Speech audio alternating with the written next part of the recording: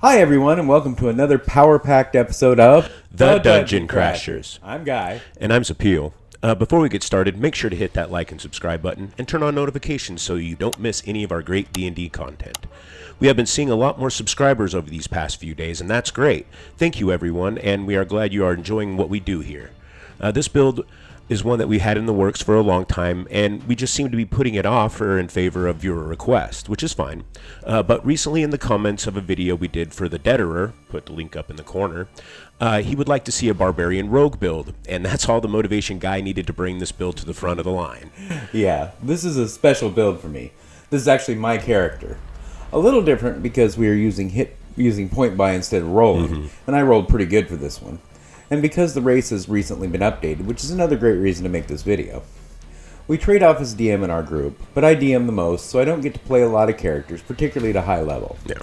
This is the highest level 5e character I ever had. He was level 16 when the campaign ended, but we'll go ahead and make this to level 20. His name is Blackfur, a bugbear who was outcast from his tribe because a shaman said his black fur was a bad omen. He made a life for himself as a mercenary, which was what the party was based around. He's a very businesslike. He doesn't get any joy out of killing things. It's just his job, but he takes a lot of pride in his work. He tries to be a nice, friendly guy, but he's a bugbear with 8 charisma, so it doesn't always work out for him. Once, some of the party members were commenting on the appearance of a pretty human barmaid and asked his opinion. He said, "I'm not liking, she am not having fur." Then looked toward a female dwarf who was with a band of merchants and said, "Now her am pretty, much silky fur." He talked like that, not so much because of his low intelligence, because people seemed to like him better if he seemed simple-minded, and he also liked being underestimated. Yeah. He surprised the party's elven employers one time by speaking perfectly fluent Elvish when thanking them for a meal. Yeah, it was pretty funny. As Guy said, we'll be using Bugbear, and that's been updated in Mordecaine's Monsters of the Multiverse, and the updates are pretty good. Not everyone likes that they made Goblinoids have Fey ancestry, but our group doesn't mind.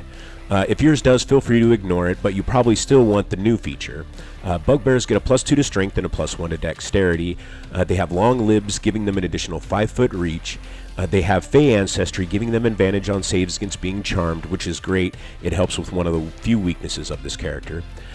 They get surprise attack. Originally, you could only use this against enemies you have surprised, but now it works against an enemy that hasn't acted in an initiative yet. While this character is still going to be geared towards getting surprise, it isn't always possible to do this, so to do this is a great improvement. They also get powerful build, counting as large for carrying capacity and weight. They can push, drag, and lift. They can also get 60 foot of dark vision. Finally, they have sneaky, and they get proficient with the stealth skill. Bugbears are described as ambushed hunters. They are both stealthy and brutal, which is exactly what we'll be going for. Now, for ability scores, we're using point buy. We're putting 14 in strength, which will be 16 with the racial bonus. 15 in dexterity, also getting 16 with the racial bonus. 14 on constitution, and we're putting 12 in wisdom. We're not smart, but we are insightful and perceptive. We put 8 on both intelligence and charisma. We aren't stupid, but we are definitely below average. And despite our best efforts, we have a hard time making friends. Yeah. Our background is Urban Bounty Hunter from Sword and Coast Adventures Guide. We choose 2 skills from among Deception, Insight, Persuasion, and Stealth. We want Insight, and since we get Stealth from being a bugbear, we'll take Deception. Proficiency will offset our Charisma penalty should we need to lie our way out of a situation. We get 2 tools from among Gaming Set, Instrument, and Thieves' Tools. Take whichever the first 2 you like, and the Thieves' Tools.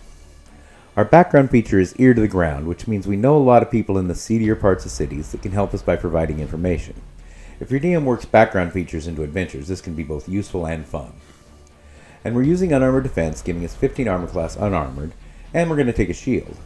For a weapon, we're using Rapier. For now, our strength and dex are the same, but even when our strength is higher, we'll need a finesse weapon to sneak attack.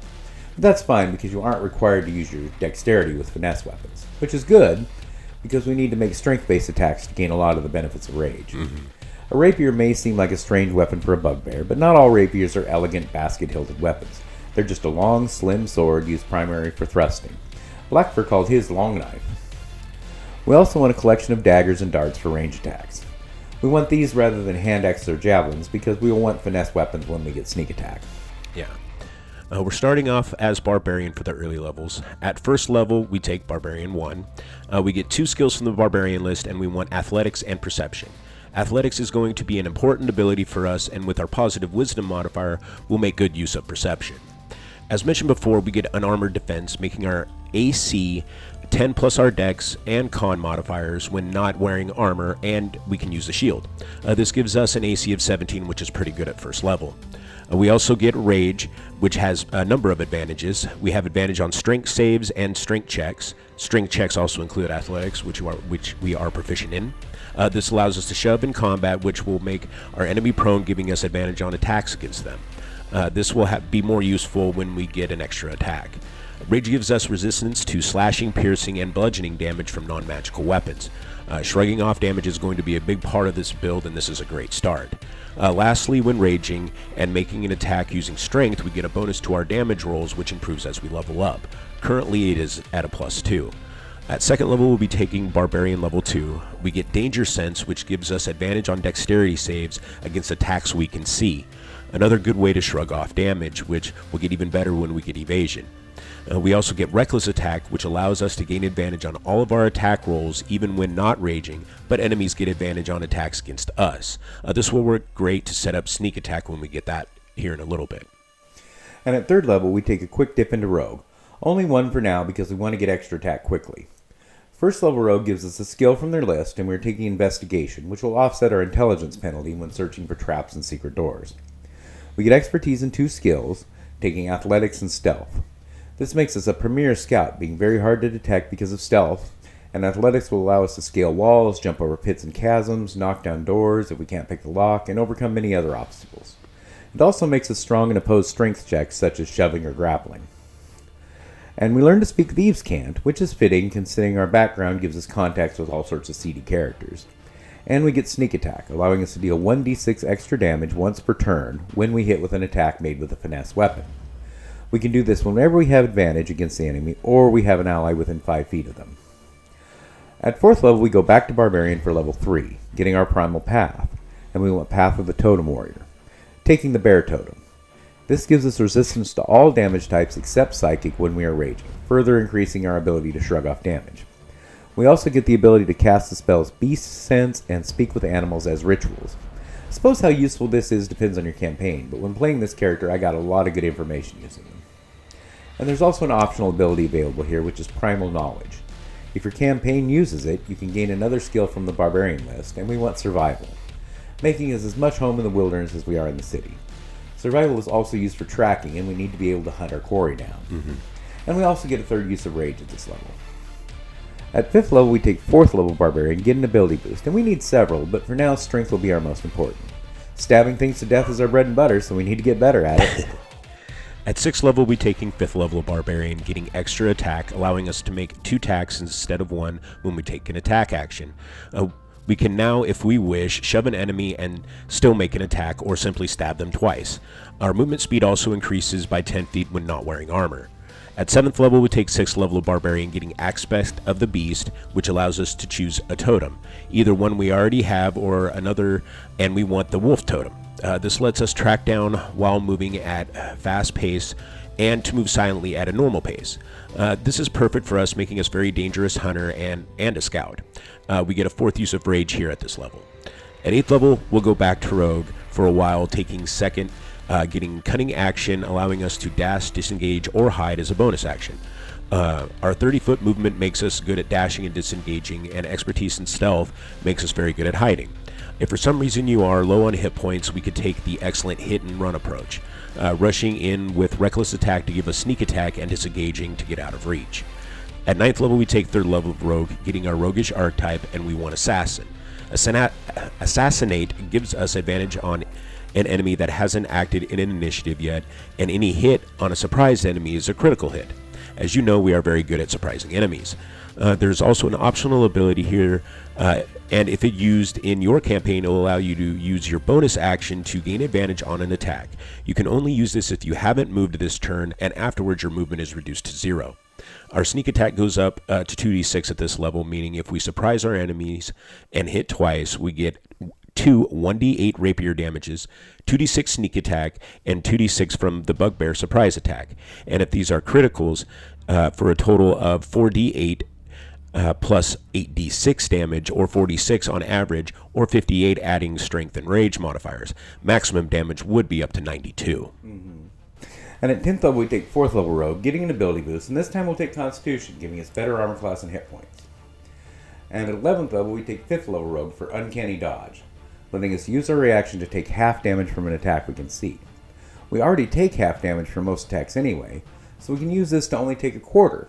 For example, we're hit with an attack for 120 damage, which, considering our average hit points at this level will be 105, would just drop us. We can instead take 30 and just laugh while we continue stabbing them to death. Our sneak attack increases to 3d6 here as well.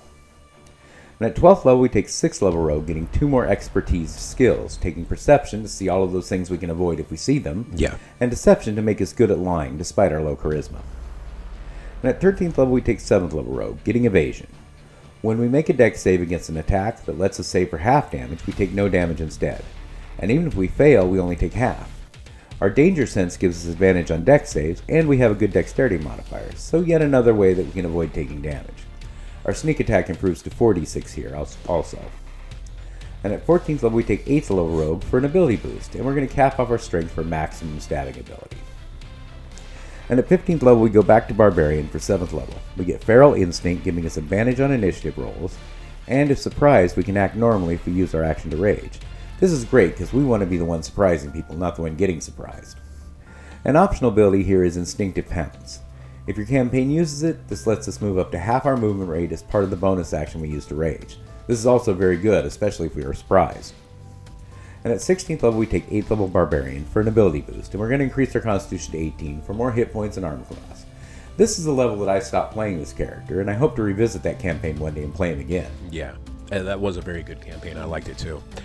So going forward, we're going to see where this character would have gone if we continue that game.